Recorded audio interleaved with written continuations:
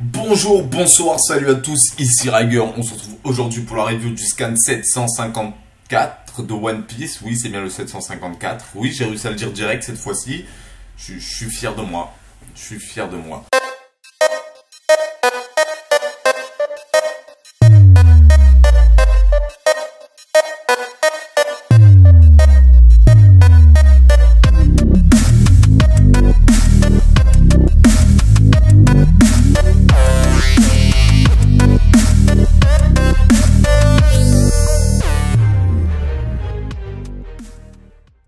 Et donc, comme vous avez pu le remarquer, c'est pas ma disposition habituelle, mais j'ai des raisons vraiment incroyables. C'est juste qu'il y a des ninjas qui sont chez moi et je peux pas filmer de l'autre côté. En fait, là, ils sont sur les deux côtés et ils vont me tuer si je dis du mal du scan, en fait.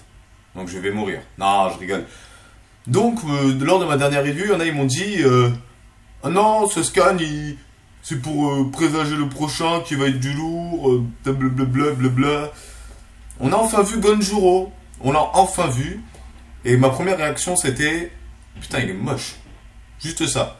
Mais bon, après ça c'est One Piece, design un peu bizarre des personnages, on y est habitué.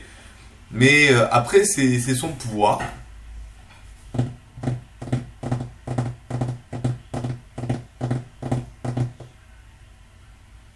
Plagiat Naruto? Non, bon, j'ai plus l'impression que c'est pas vraiment du plagiat, je pense plus que c'est une parodie du pouvoir de Sai. Parce que franchement, ce pouvoir m'a laissé mort de rire. Le coup, oh, trop stylé, il dessine un oiseau moche. Et il prend vie. Il a donné vie à un oiseau trisomique. Ce mec a un pouvoir de fou furieux.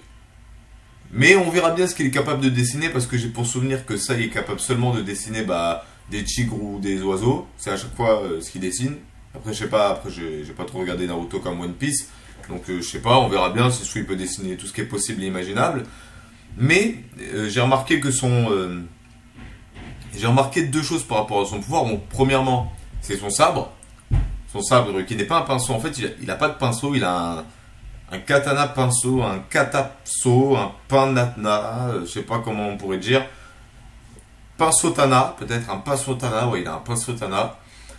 Et donc, et la deuxième chose, c'est là, le petit truc de ninja comme ça, donc on pourrait même vraiment voir une grosse parodie de Sai comme ça, parce que c'est quasiment la même chose, il me semble. Donc c'est vraiment une parodie, je pense, c'est même pas du plagiat, c'est plus une parodie. Mais je suis en train de me demander si c'est vraiment un fruit du démon, parce que de toute façon on l'a pas dit, hein. Je suis en train de me demander parce qu'on a plus l'impression que c'est une technique ninja du coup. D'ailleurs, ce qui est bizarre, parce que les samouraïs et les ninjas, ça n'a absolument rien à voir, mais vraiment absolument rien. Mais et donc du coup voilà, donc Gonjuro pour le moment, je suis pas super content de l'avoir trouvé finalement, on nous a bouffé le cerveau avec lui. C'était pas un truc de fou furieux. Peut-être que le prochain collègue de Kinemon sera un samouraï de dingue, le descendant de Ryuma directement, peut-être, allez savoir. Mais Gonjuro, voilà, Gonjuro je l'aime bien, il a l'air d'être drôle, c'est tout. Ensuite on voit les vauriens qui se font encore tuer un collègue. Donc cette fois-ci c'est Blue Jilly, le gars des longues jambes quoi. Et c'est marrant parce que l'attaque elle s'appelle décapité. Bon bref, ça c'est One Piece. Bon, l'attaque il dit décapitation, talon aiguille. Mais le mec il est pas décapité. Donc oh, les flics veulent m'arrêter. Allez, ressonne là.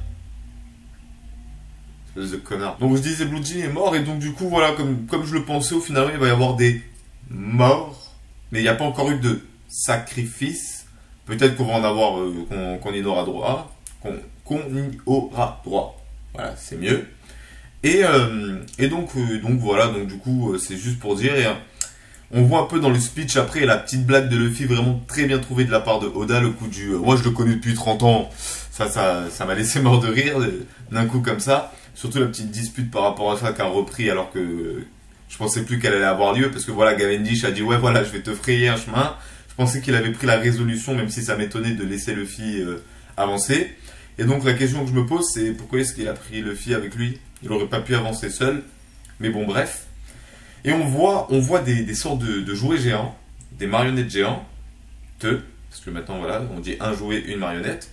Et là, je me pose une question, est-ce que Sugar ne se serait pas réveillé et n'aurait pas utilisé son pouvoir à nouveau sur des personnes en les transformant en ces monstres-là, afin de montrer le vrai potentiel de son histoire, de son pouvoir, Donc ce serait intéressant parce que, ouais, du coup, Sugar, ça m'avait un peu déçu de l'avoir comme ça. Et si elle peut créer des monstres comme ça, je pense que ce sera déjà plus intéressant que ah, j'ai créé une peluche panda. J'ai un pouvoir de loco. Je te touche, t'es un jouet. Non, moi comme ça, c'est déjà plus intéressant, faut l'avouer. Et donc voilà, on arrive au quatrième et dernier point de cette review. Ah non, attendez, je reviens sur un point, je parle de Gonjoro qui dit que oh, je suis content tant que Momonosuke est en sécurité. Et donc du coup, je le répète, attendez mon hypothèse. Attendez, une semaine où il n'y aura pas de scan, vous y aurez droit. Bon, j'espère qu'ils n'auront pas divulgué certaines informations dès que je sortirai cette hypothèse. Je me sentirais bien con. Voilà, ce serait dommage, mais voilà, donc vous l'aurez une semaine où il n'y aura pas de scan, histoire que vous ayez une vidéo une semaine où il n'y aura pas de scan. Voilà, c'est pour ça. Compris? Et maintenant je passe au dernier point de cette review, c'est le combat Zoro versus Pika, avec le petit featuring avec Robin, Bartolomeo et Rebecca. Déçu. Déçu. Je dis pas que c'était nul.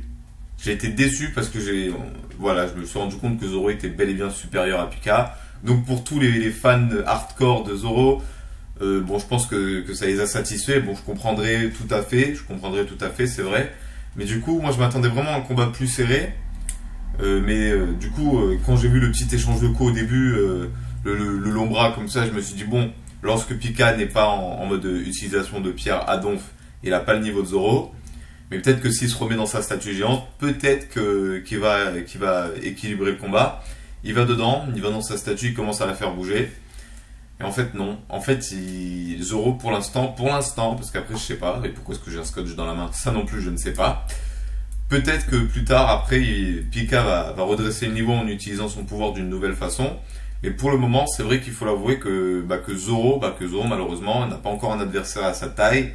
Et ça me déçoit assez parce que Pika c'est un peu le second de Doflan, on va dire, entre guillemets. Et donc si Pika est aussi faible face à Zoro, les autres ils vaudront même pas le coup. Ce serait dommage parce qu'on attendait tous ces combats avec impatience et si au final on n'est pas satisfait des combats, faudra le dire, ce serait une déception ultime. Il faut que je parle d'un petit point différent, là c'est la fin de cette review, voilà, j'ai fini de parler du scan. Le premier qui me dit ah t'as fait une review courte. Ah, t'as vu le scan? T'as vu le scan? 15 pages. 15 pages.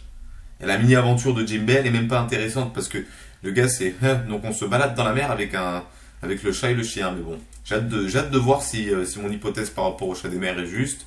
Mais voilà, pour le moment, bon, la mini-aventure de Jinbei, pas aussi passionnante qu'a été celle de Caribou au moment opportun où on commence à voir qu'il va sur l'île de. Comment il s'appelle déjà? De X-Drake. Donc voilà.